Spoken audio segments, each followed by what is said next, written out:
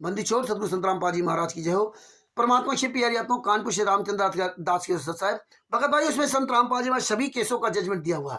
संत रामपाल जी महाराज 18 नवंबर 2014 तक हिसार जेल में शास्त्रम मरते दिन तक आजीवन कारावास की यातनाएं झेल रहे हैं। उनको एक दिन का पैरोल तक भी इन गुंडों ने नहीं ले दिया। 10 साल हो गए, जबकि वही राम रहीम सुनारिया जेल में है, वही हरियाणा प्रदेश, वही मुख्यमंत्री है मनोहर लाल खट्टर जी थे, और सुनारिया जेल रोहतक जिला में है।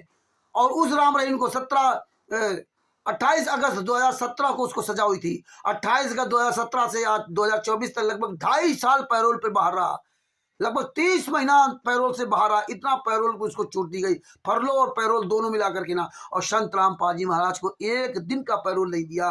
संत रामपाल जी महाराज की माता जी खत्म हो गई, माता जी एक्सपायर हो गई, वो अपना शरीर छोड़ दिया। उनके अंतिम संस्कार में भी एक दिन का पैरोल इन राष्ट्रीय समाज सेवा समिति के गुंडों ने नहीं लिया। पैरोल मांगोगे तो पैरोल मिलेगा, बिना मांगे नहीं मिलता है। और इन गुंडों ने संत रामपाल जी महाराज के अंतिम समय अपनी माता जी से भी मिलने नहीं दिया।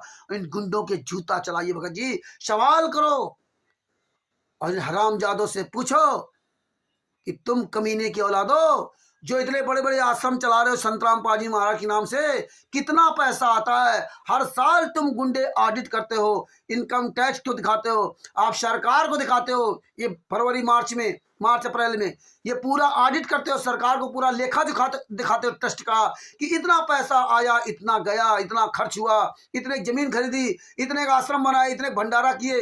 वो पूरा लेखा जोखा ये गुंडे सरकार को देते हैं, लेकिन भगत समाज क्यों नहीं देते? भगत समाज को सोचना चाहिए और जूता चलाओ, इनसे मांगो कि भैया तुम अगर संत रामपाल जी महाराज शिष्य हो, सच्चे शिष्य, तो बताओ कितना पैसा कहाँ से आता, कौन कौन तुम्हें चंदा देता, कहाँ से आश्रम चल रहे हैं? ये गुंडे आतंकवादियों से पैसा लेते हैं, ये गुंडे गुंडों से पैसा लेते हैं, ये बड़े बड़े धन्ना सेठ जो नंबर 2 काम करते हैं उनसे पैसा लेते हैं। ये कमीने आप लोगों के कर्म खराब करा रहे हैं, मारो जूता।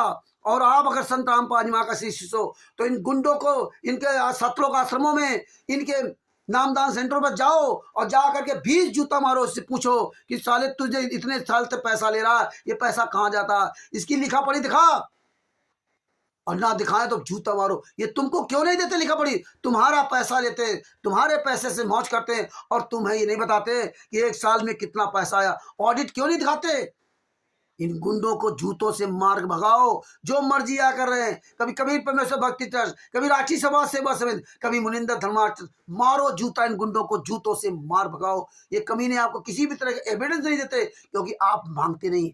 अब आप जागरूक बनिए, और जनता जाग रही है और ये जूतों से पिटाई करेगी। वो दिन दूर नहीं कि राष्ट्रीय समाज सेवा से गुंडे अभी तो मुंह छिपाए घूम रहे हैं।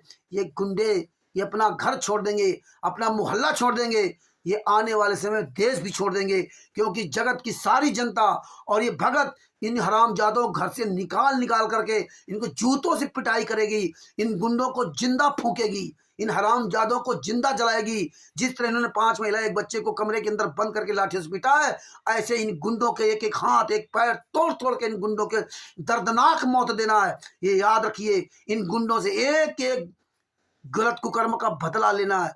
और ये जनता अब जाग रही है, याद करना, तुम गुंडों को सर छुपाने की भी जगह नहीं मिलेगी। वो समय धीरे धीरे आ रहा है। सच्चाई। जय हो बंदी छोड़ की।